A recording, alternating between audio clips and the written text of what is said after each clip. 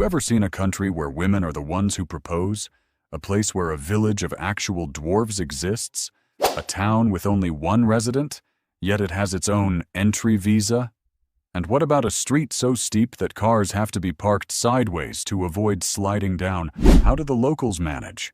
What's even more surprising is that the cost of living is only 60% of what it is in the US. This is New Zealand, a strange land where what seems like a joke is actually true. Join us as we explore the 15 most bizarre and astonishing facts about New Zealand in today's travel documentary. Number 15. New Zealand, the land at the edge of the world.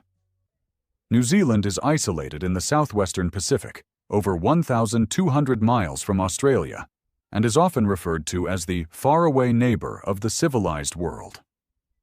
This country consists of two main islands, the North Island and the South Island, along with more than 700 smaller islands, covering about 104,000 square miles, slightly larger than Colorado but with an astonishingly low population density. As of mid-2025, New Zealand has over 5.2 million residents, just a third of New York City's population. Interestingly, there are more than 29 million sheep here, which means there are nearly 6 sheep for every person. The population primarily consists of people with European ancestry, indigenous Maori, Pacific Islanders, and a growing Asian community. The official languages are English and Maori, a language that nearly vanished but has seen a strong revival in culture and education. New Zealand boasts a diverse landscape that stretches from snow-capped mountains and glacial lakes to tropical rainforests and pristine beaches. The climate is mild, with 4 distinct seasons, and winter runs from June to August, an interesting reverse compared to the Northern Hemisphere. What's particularly special is that in a country where you can ski in the morning and surf in the afternoon, you don't have to choose between mountains and the sea because New Zealand offers both in the same day. Number 14. A real hobbit village. Hobbiton exists. Have you ever dreamed of stepping into the world of Frodo Baggins? In New Zealand, that dream is not only real, but so immersive that you might forget you're in the 21st century. Hobbiton, the legendary village from The Lord of the Rings, is located in Matamata on the North Island. Set on a 1,200-acre dairy farm in the Matamata region, Hobbiton was handcrafted for the film's scenery, and after its overwhelming success, it has been preserved as a living village. Here, you can stroll through 44 charming hobbit homes, wander through lush vegetable gardens, admire green round doors, tiny furniture, a wooden well, and chimneys that puff smoke every morning. There are no plastic items or LED lights. Everything is made by hand from real stone, wood, and plants. The residents of Matamata are genuine and consider hospitality an integral part of their culture. They call you mate, even if it's your first meeting, and are happy to offer you a cold beer or help you find your way with all their heart. Many locals work as farmers by day and Hobbiton tour guides by night, sharing tales of Middle-earth as if they truly lived there. Movie-loving visitors and those seeking classic experiences will enjoy a craft beer at the Green Dragon Inn, sitting under the party tree where Bilbo once gave a speech, or standing where Gandalf rode into the village. Interestingly, the Maori call this area the home of little dreams, as it evokes memories, imagination, and innocence in the hearts of adults. Believe it or not, many people celebrate their birthdays at Hobbiton, just like hobbits would. Are you ready to pop into Bilbo's house for a hobbit beer? If so, comment with the number 5 exclamation mark. If you're having second thoughts because you think you're too old for a fairy tale, then comment with the number 6 exclamation mark. Number 13. A land of amazing women. If you think beauty requires makeup, fancy dresses, or lofty poses, New Zealand women will redefine the word attractive for you. They grow up surrounded by mountains, oceans, and fresh air, where hair blowing in the wind after a day outside becomes a badge of freedom. From Wellington to Queenstown, you might encounter girls in sweatpants and hoodies, driving rugged trucks, surfing alone at dawn, and teaching yoga by the campfire at night. They often go without makeup, embracing their natural curly hair, sun-kissed skin, and a confident beauty that isn't painted on, but lived out every day. New Zealand women were the first in the world to gain the right to vote in 1893, and they continue to rank at the top globally for gender equality and personal freedom. They run farms, even operate businesses from tiny homes on hills, enjoying a minimalist yet happy lifestyle. Particularly interesting, in Wellington, women often take the lead in dating and are very friendly to foreigners. You might find local girls chatting happily in cafes, sharing hiking tips, or simply greeting you with a "G'day, mate," something you don't find everywhere in the world.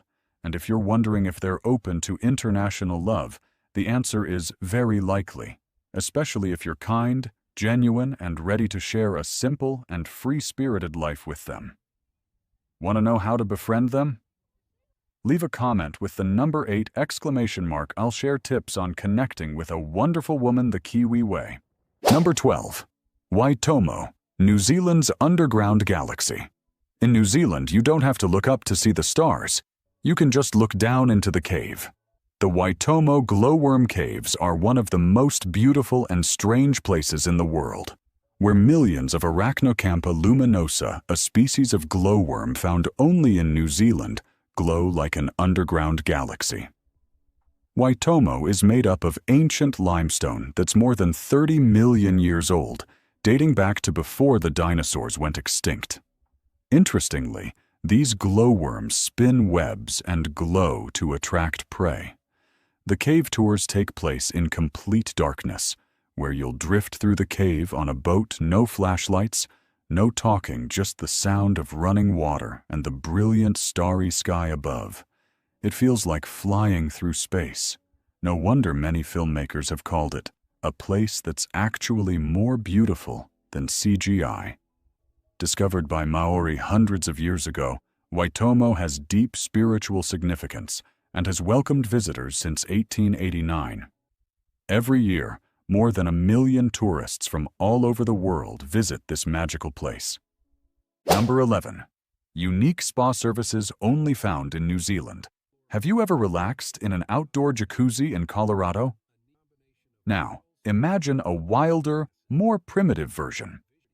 In New Zealand, especially in Rotorua, known as the capital of hot springs, people come not just to bathe, but to connect with nature by soaking in cedar tubs surrounded by forests. They believe that soaking in hot springs is a way to wash away fatigue, heal the spirit, and prepare for major life milestones. Today, this tradition is brought to life at famous spas like Hell's Gate, where you can immerse yourself in traditional Maori mineral mud before relaxing in a cedar tub overlooking a volcano. Some places even serve hangwai, food cooked with geothermal steam, just like the Maori ancestors used to do. At onsen hot pools in Queenstown, you can soak among snow-capped mountains, gazing at the legendary Remarkables, feeling as if you're bathing in a relaxing version of The Lord of the Rings. Many couples even choose to get engaged or celebrate anniversaries in the wooden tub under the stars above hot waters. With prices ranging from $30 to $60 per visit, you're not just buying a bath. You're purchasing a ticket back to nature and to yourself. Would you choose a 5-star hotel or a wooden tub in nature? Comment below. Number 10. Baldwin Street, the steepest street in the world. Can you believe that in New Zealand there's a street so steep that if you drop a tennis ball, it'll roll almost endlessly? That's Baldwin Street, located in Dunedin, which was once recognized by Guinness World Records as the steepest street in the world, with a gradient of 38%. That means for every 9 feet you walk horizontally, you climb nearly 3 feet vertically. Interestingly, in 2019, Baldwin lost its title to a street in Wales, but regained it in 2020 after Guinness apologized for miscalculating the slope. The locals were so thrilled that they printed images of the street on t-shirts, coffee mugs, keychains, and even pet collars, Because of the extreme incline, residents have to park their cars sideways rather than parallel. Cars here must use the best handbrakes, and locals are so used to climbing the hill that it feels like their morning workout. If they're not careful, cars could roll back down. The houses are designed against the slope, meaning they appear tilted from the outside, but are balanced once you step inside. Every year, thousands participate in the race to the top of Baldwin, and the winner receives a special medal. In winter, it turns into a natural ski slope. Once, the whole town even attempted to make the steepest cake in the world, but the frosting slid right down to the bottom before they could cut it. Number 9. Whangamomona, the most unique town in New Zealand.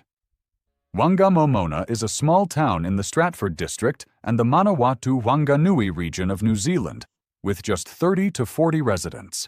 It's famously the only place that ever declared itself a republic with its own passports, national holiday, and even a president. Interestingly, the government building here is actually a Victorian pub over 100 years old.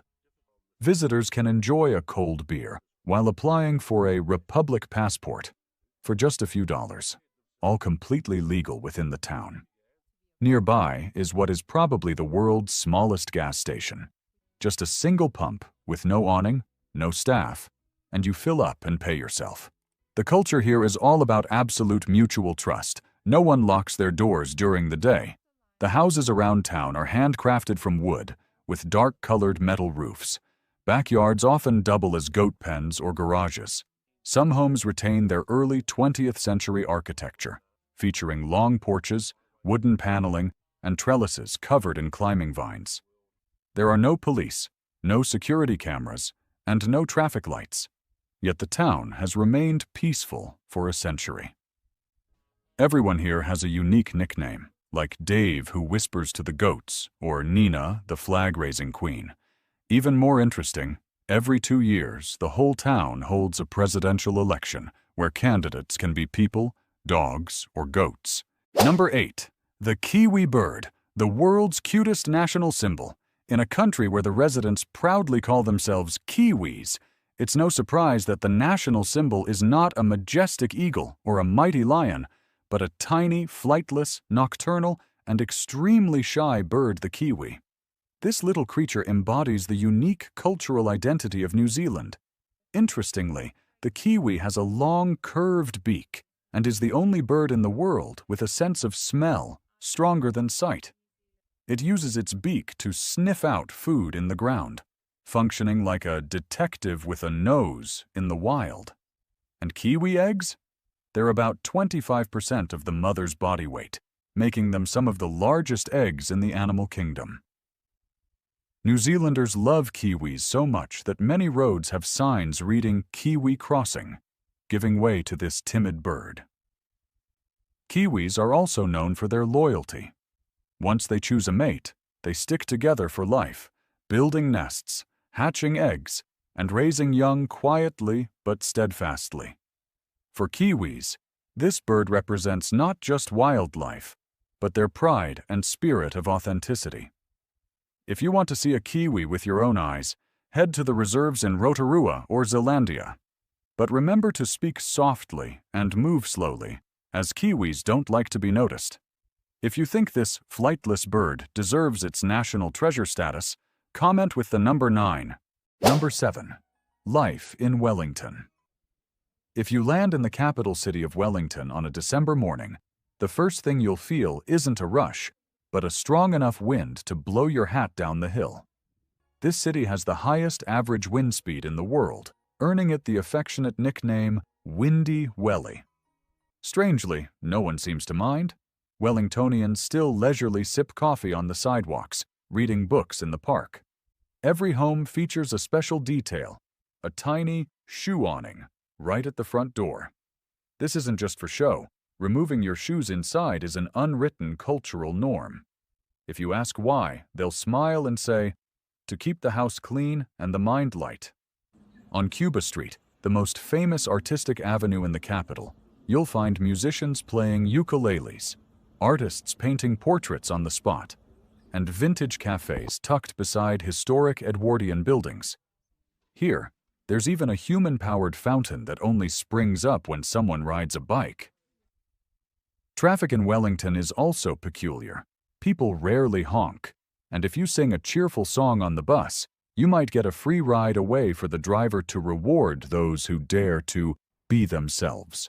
At night, Courtenay Place lights up, cozy bars open their doors, and the sounds of jazz, indie, or Maori folk music fill the air. The vibe here feels like a pressure-free party. You might sip local wine while listening to an older woman tell Maori fairy tales right in the midst of the modern city.